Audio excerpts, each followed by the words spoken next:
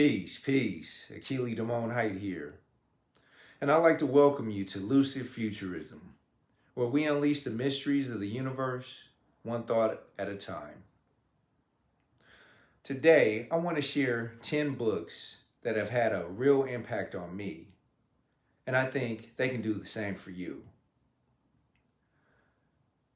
What ties these books together isn't just a category or a genre, but a powerful theme of inner strength, resilience, and empowerment. So let's get into it.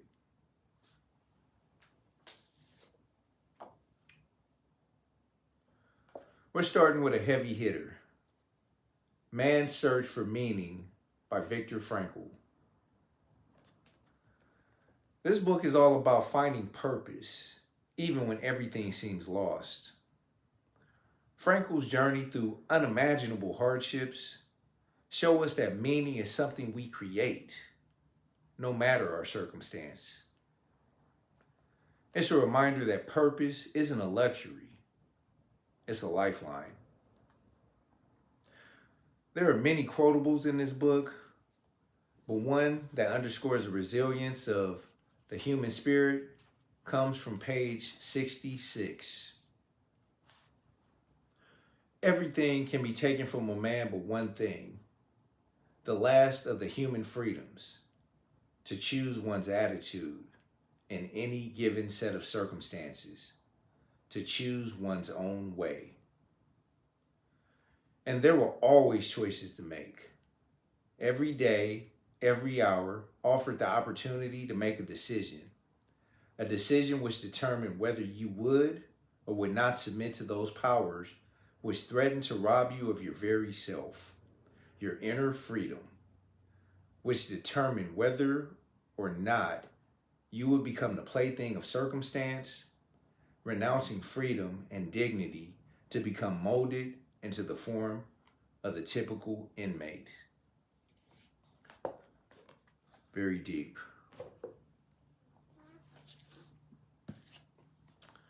Next up, The Science of Mind by Ernest Holmes.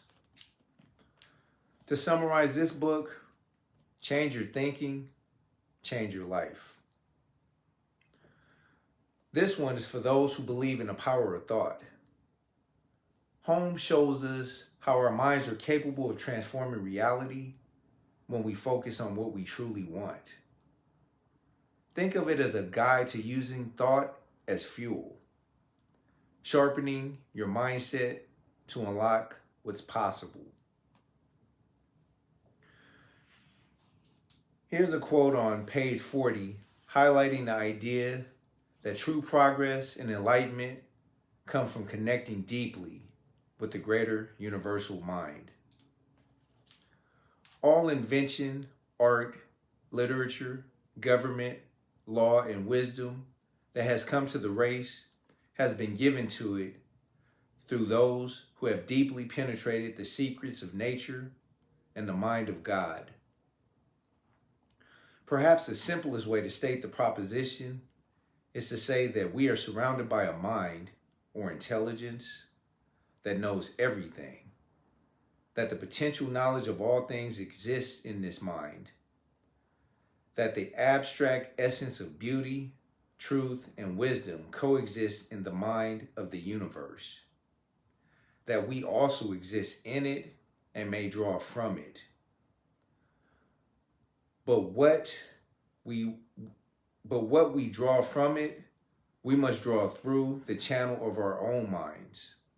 A unity must be established and a conscious connection must be made before we can derive the benefits which the greater mind is willing to reveal or impart to us. So in other words, he's talking about the power of prayer and meditation and aligning with the Most High. Next is How to Think Like Leonardo da Vinci by Gelb. This book gives us 7 principles inspired by Da Vinci himself. It reminds us that genius is made, not born, and that every human being possesses an incredible potential for learning and creativity. Here's a quote on page 49 that encapsulates the theme from a chapter called Curiosity. From birth, and some would argue even before, the baby's every sense is attuned to exploring and learning. Like little scientists, babies experiment with everything in their environment. As soon as they can speak, children start articulating question after question. Mommy, how does this work? Why was I born? Daddy, where do babies come from? Great minds go on asking confounding questions with the same intensity throughout their lives. So in other words, curiosity is the key to genius. Next is The Art of Dreaming by Carlos Castaneda. This book takes us on a journey into the possibilities within ourselves. This book goes beyond what we think we know about reality, nudging us to explore the depths of our awareness.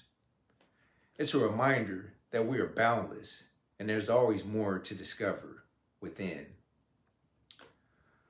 The following quote on page 3 encourages us to shift how we perceive the world. Everything is energy. The whole universe is energy. The social base of our perception should be the physical certainty that energy is all there is. A mighty effort should be made to guide us to perceive energy as energy.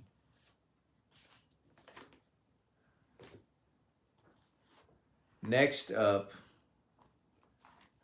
The Healing Power of Mudras by Rajendar, Menen. Mudras, or hand gestures, may seem simple, but they're powerful tools for restoring harmony between the body and mind.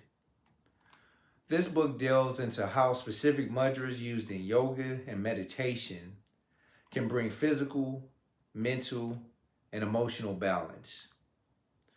Rooted in ancient Indian practices, these techniques influence the body's energy flow, promoting overall health and well-being.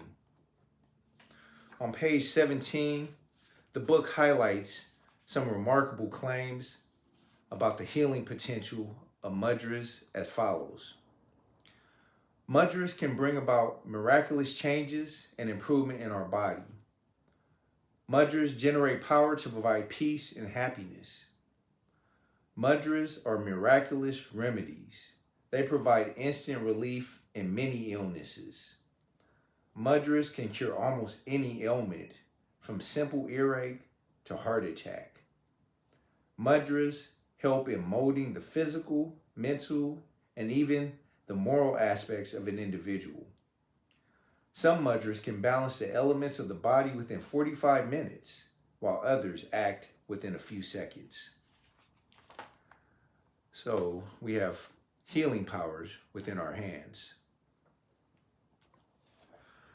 Now to the classic strategy guide, The Art of War by Sun Tzu.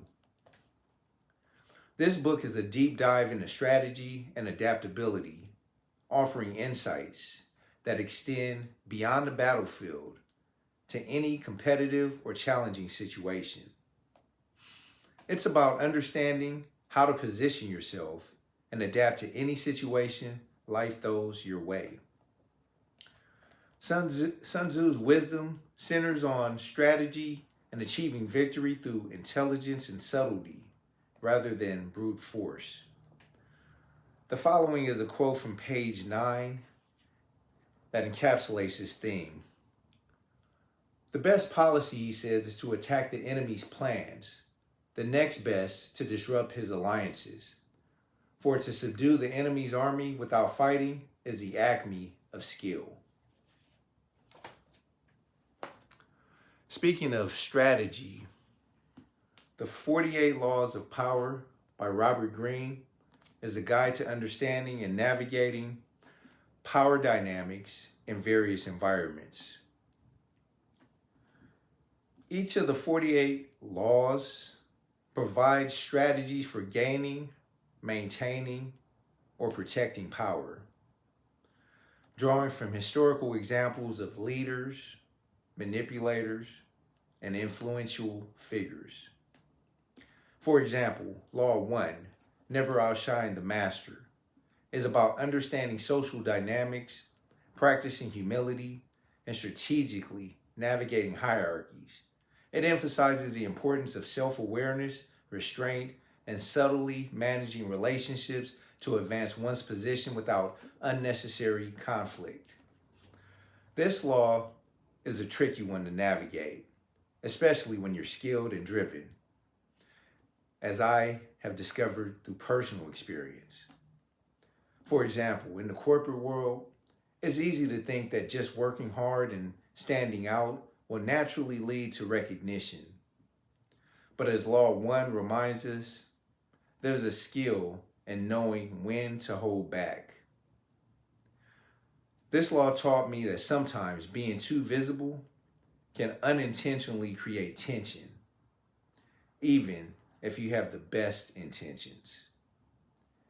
It's a reminder that true empowerment and self-mastery often mean understanding not only our own strengths, but also the subtle dynamics around us.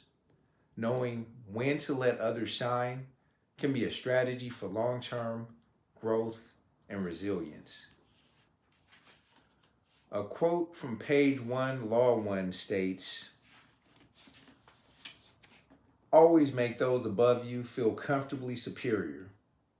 In your desire to please and impress them, do not go too far in displaying your talents, or you might accomplish the opposite, inspire fear and insecurity. Make your masters appear more brilliant than they are, and you will attain the heights of power."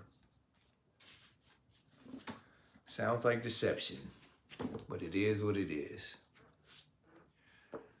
Switching gears to money. The Psychology of Money by Morgan Housel. This isn't just a finance book. It's about how our emotions and beliefs shape our financial choices. It explores how human behavior and emotions influence financial decisions more than technical knowledge or math. The following quote on page 4 reflects the central message that effective money management depends on behavior and emotional intelligence rather than strict financial knowledge. Financial success is not a hard science. It's a soft skill where how you behave is more important than what you know. Next, Black Fortunes by Shomari tells the stories of the first Black millionaires in America and speaks to the enduring strength and potential of individuals who rise above systemic barriers. These pioneers faced incredible obstacles. They knew the price of freedom and success was high, but they refused to let circumstances dictate their futures.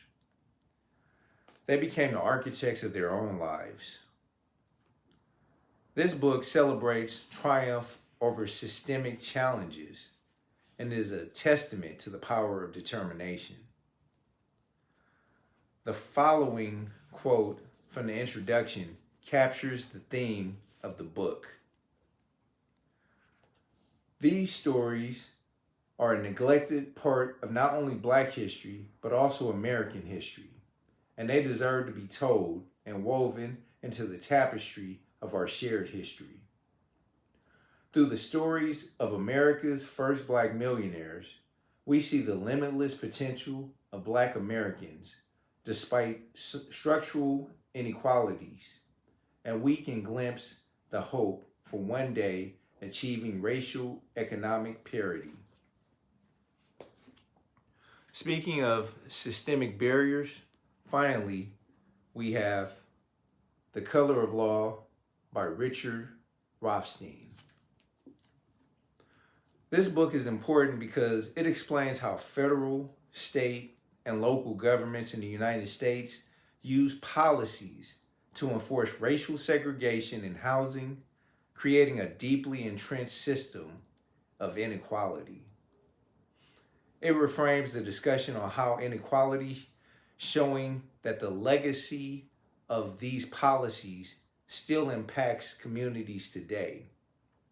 By understanding this history, we can better address the structural injustices that persist and work towards more equitable policies in housing and beyond. The Color of Law is a wake-up call for anyone wanting to understand systemic issues today and highlights the power of knowledge and advocating for change. The following quote from page 6 of the preface vividly illustrates the long-term impact of such systemic discrimination. Many African American World War II veterans did not apply for government guaranteed mortgages for suburban purchases because they knew that the Veterans Administration would reject them on account of their race. So applications were pointless. Those veterans then did not gain wealth from home equity appreciation as did white veterans, and these descendants could then not inherit that wealth as did white veterans' descendants. With less inherited wealth, African Americans today are generally less able than their white peers to afford to attend good colleges. So there you have it. 10 books that go beyond simple self-help or history. They're about discovering our potential, understanding our minds, and finding resilience in the face of everything life throws at us. If any of these books speak to you, give them a try, and please comment below. By diving into a journey of self-awareness, you can awaken your intellect and abilities and challenge yourself to see life from new perspectives. If you enjoyed this rundown, don't forget to subscribe for more explorations into empowerment, resilience, and of course, new ways to see the world around you. Remember to stay curious and continue exploring the unknown. Let's unlock the secrets of the universe together and create a better world for all. Peace out.